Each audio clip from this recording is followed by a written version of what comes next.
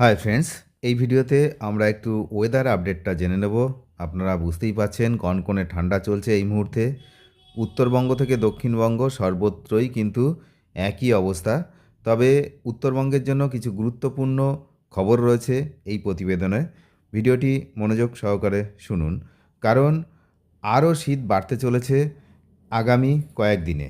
আবহাওয়া দপ্তর থেকে এই মুহূর্তে যা জানা গেল, খুব বড় আপডেট, যে শীতের যে কাঁপুনি সেটা কিন্তু আরও বাড়বে এবং একই সঙ্গে বৃষ্টিরও পূর্বাভাস রয়েছে। এই শীতের ওপরে যদি আবার বৃষ্টি হয়, বুঝতেই পাচ্ছেন, তো তিনটে জেলার জন্য কিন্তু বেশি যে সমস্যা সেটা হতে পারে এই শীতের জন্য। সমস্যা বলতে কিছুই নয়, সাবধানে থাকতে হবে।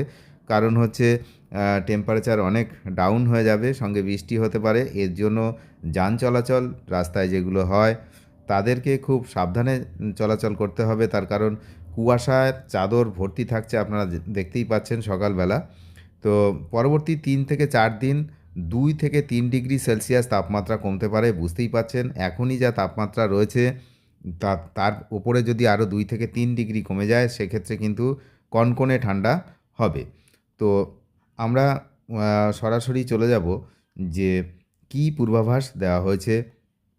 কলকাতা জুড়ে ঘন কুয়াশার দাপট রয়েছে। সর্বনিম্ন তাপমাত্রা 12.5 ডিগ্রি সেলসিয়াসের কাছে রয়েছে এখন, এবং তার জন্য কিন্তু কুয়াশার যে দৃশ্যমানতা সেটা কুয়াশার জন্য অনেকটা কমেছে। আর সেক্ষেত্রে কিন্তু এয়ারপোর্টেও সমস্যা হচ্ছে। প্রত্যেকটা বিমানই প্রায় দেরিতে চলছে, মানে প্রত্যেকটা নয়, বেশিরভাগ বিমান ঠিকঠাক চললেও বেশ কিছু বিমান কিন্তু সময় মতো চালানো সম্ভব হচ্ছে না।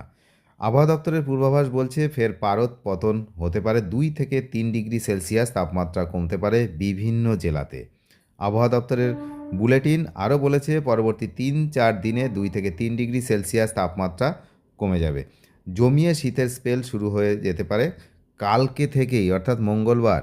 আজ সোমবার, কাল মঙ্গলবার থেকেই কিন্তু এই যে শীতের যে সেকেন্ড স্পেল, এটা আমরা মনে করছি তার কারণ নতুন বছর শুরু হওয়ার আগে একটা স্পেল দিয়েছিল, সেখানে সর্বনিম্ন তাপমাত্রা 11 দশমিক হয়েছিল, আপনারা জানেন।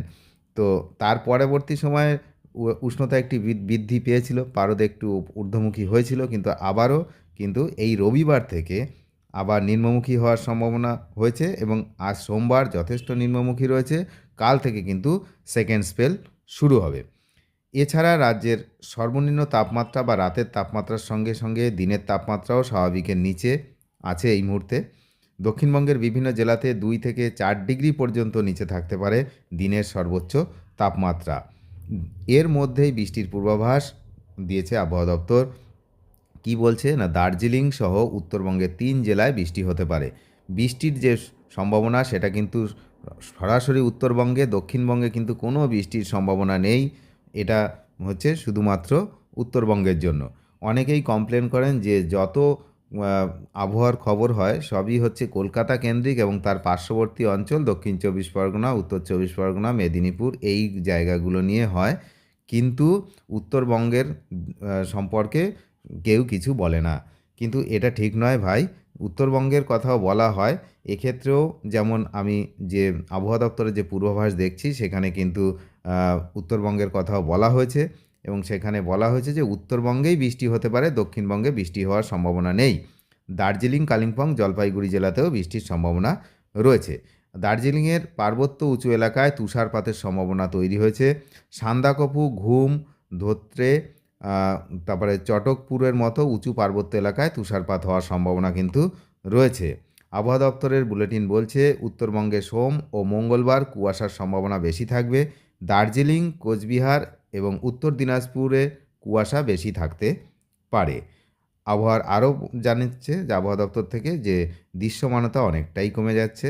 তাই যারা গাড়ি চালান তাদেরকে খুব সতর্কভাবে গাড়ি চালাতে হবে রাস্তায়। তার কারণ দৃশ্যমানতা খুবই কমে আসছে, 50 মিটারেরও নিচে চলে আসছে। সুতরাং খুব সতর্ক হয়ে রাস্তায় যান চলাচল করতে হবে যারা ড্রাইভার, বিশেষ করে গাড়ি চালান, সমস্ত রকম টু হুইলার, ফোর হুইলার, যে কোনো গাড়ি। তো তাদের কিন্তু একটু সাবধানে গাড়ি চলাচল করতে হবে। কারণ শীতের যে স্পেল, সেকেন্ড স্পেল কাল থেকে শুরু হচ্ছে। কুয়াশার চাদর এমনিতেই রয়েছে, তার ওপরে আরও যদি টেম্পারেচার ডাউন হয় আরও কুয়াশায় ঢেকে যাবে। সেক্ষেত্রে রাস্তাঘাটের যে দৃশ্যমানতা সেটা কিন্তু অনেকটাই কমে যাবে। অনেক ধন্যবাদ শেষ পর্যন্ত দেখার জন্য। নতুন হলে নিয়মিত আপডেট পেতে অবশ্যই চ্যানেলটিকে সাবস্ক্রাইব করে সঙ্গে থাকবেন। ধন্যবাদ।